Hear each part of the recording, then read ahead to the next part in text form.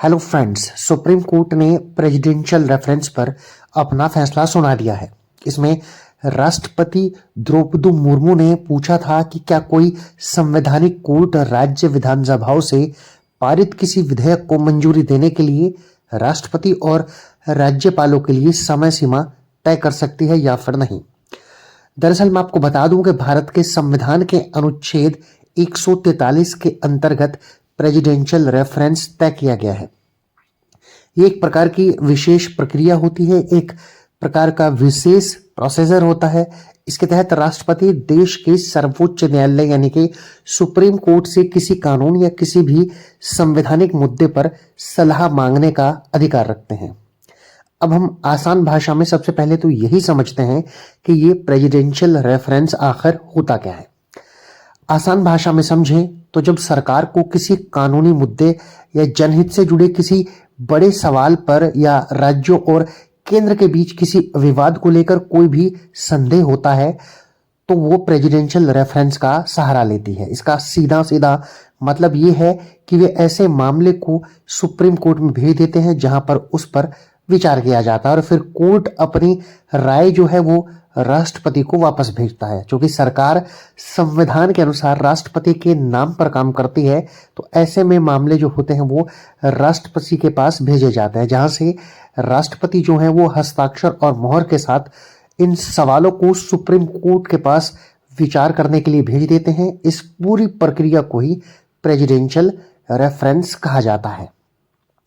भारत के संविधान की बात की जाए तो आर्टिकल 143 यानी कि 143 ये कहता है कि राष्ट्रपति के पास ये अधिकार है कि अगर कोई ऐसा सवाल है जो देश के लिए बहुत अहम हो, बहुत महत्वपूर्ण हो तथा वो कानून से जुड़ा हुआ हो तो वो सुप्रीम कोर्ट से राय मांग सकता है। इस पूरी प्रक्रिया को ही प्रेसिडेंशियल रेफरेंस कहा जाता है। ये मैंने आसान भाषा में आपको बताया है। अब बात करते हैं संविधान के अनुच्छेद 143 क्लोज 2 की, यानी संविधान का आर्टिकल 143 क्लोज 2 ये अधिकार देता है कि भारत के राष्ट्रपति कुछ ऐसे विवादों को भी सुप्रीम कोर्ट को राय के लिए भेज सकते हैं जो अनुच्छेद 131 के प्रावधान के अनुसार सुप्रीम कोर्ट के मूल क्षेत्राधिकार यानी ज्यूरिसडिक्शन में नहीं आते हैं। अब हम एक विवाद को समझ लेते हैं। एक तमिलनाडु राज्य विवाद है। जो राज्यपाल का विवाद था, ये जो प्रेसिडेंशियल रेफरेंस का मुद्दा है ये वहीं से आया है। तमिलनाडु सरकार बनाम राज्यपाल RN रवि से जुड़े मामले पर सुप्रीम कोर्ट ने 7 अप्रैल यानी इसी साल के 7 अप्रैल, जो अप्रैल का महीना है, उस तारीख को एक अहम फैसला सुनाया था और अपने फैसले में न्यायालय ने सदन से पारित बिलों पर मंजूरी देने के लिए राष्ट्रपति और राज्यपालों को 3 महीने की अधिकतम अवधि जो है उसका निर्धारण किया था। ये कहा था कि 3 माह में राष्ट्रपति और राज्यपाल को अपना फैसला देना होगा। इस फैसले में न्यायमूर्ति JB पारदीवाला और न्यायमूर्ति महादेवन की पीठ ने ये कहा था कि जब राज्यपाल किसी बिल को राष्ट्रपति की मंजूरी के लिए भेजते हैं तो राष्ट्रपति को उस तारीख से 3 महीने के भीतर निर्णय लेना होगा। राष्ट्रपति के इस फैसले पर राष्ट्रपति ने चिंता जताई थी और राष्ट्रपति ने सुप्रीम कोर्ट के इस फैसले को संवैधानिक सीमाओं का उल्लंघन मानते हुए चिंता जताते हुए कहा था कि सर्वोच्च न्यायालय ने जो ये निर्णय दिया है ये चिंताजनक है और राष्ट्रपति ने 14 सवालों पर सलाह मांगी थी कि क्या राज्यपाल और राष्ट्रपति अपने अपने विवेक का प्रयोग करते हुए विधेयकों को अनिश्चित काल तक रोक सकते हैं या फिर नहीं। अब हम उन सवालों को देख लेते हैं कि क्या राष्ट्रपति ने 14 सवाल सुप्रीम कोर्ट से किए थे। एक मीडिया रिपोर्ट की माने तो राष्ट्रपति द्रौपदी मुर्मू की ओर से प्रेसिडेंशियल रेफरेंस का इस्तेमाल करते हुए सुप्रीम कोर्ट से लगभग 14 सवाल पूछे गए हैं। 14 सवाल क्या हैं वो हम लोग जान लेते हैं। पहला सवाल है, जब राज्यपाल के पास कोई विधेयक संविधान के अनुच्छेद 200 के तहत हस्ताक्षर के लिए आता है तो उनके पास कौन कौन से संवैधानिक विकल्प होते हैं।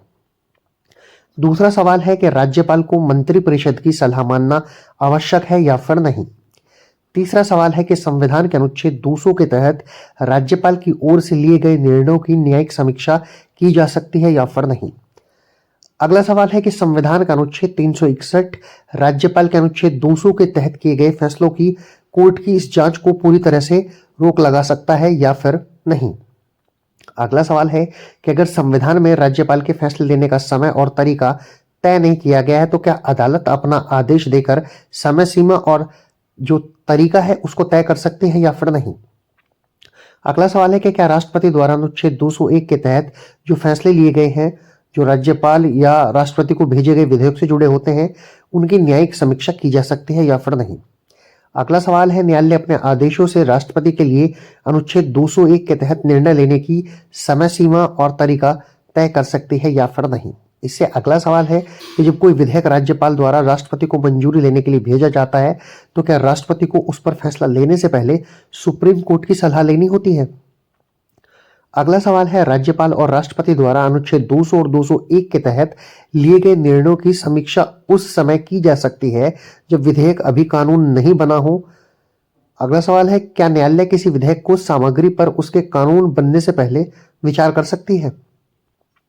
अगला सवाल है कि संविधान के अनुच्छेद 142 के अंतर्गत सुप्रीम कोर्ट अपने आदेश से राष्ट्रपति या राज्यपाल की संवैधानिक शक्तियों की जगह ले सकता है या फिर नहीं।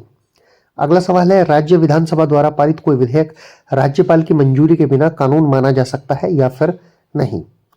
क्या यह अनिवार्य नहीं है कि सुप्रीम कोर्ट की पीठ यह जांच करे कि कोई मामला संविधान की व्याख्या से जुड़ा महत्वपूर्ण प्रश्न और उसे कम से कम 5 जजों की पीठ को भेजा जाए, जैसा कि संविधान के अनुच्छेद 145 क्लूज 3 में कहा गया है। अगला सवाल है कि क्या अनुच्छेद 142 सिर्फ प्रक्रिया संबंधी मामलों तक सीमित है या सुप्रीम कोर्ट ऐसे आदेश भी दे सकता है जो संविधान के मौजूदा प्रावधानों यानी सामग्री या प्रक्रिया दोनों के खिलाफ हो। सर्वोच्च न्यायालय केंद्र और राज्यों के बीच विवाद को अनुच्छेद 131 के अंतर्गत मूलवाद के अलावा किसी और तरीके से नहीं सुलझा सकता है। ये 14 सवाल राष्ट्रपति ने सुप्रीम कोर्ट से किए हैं।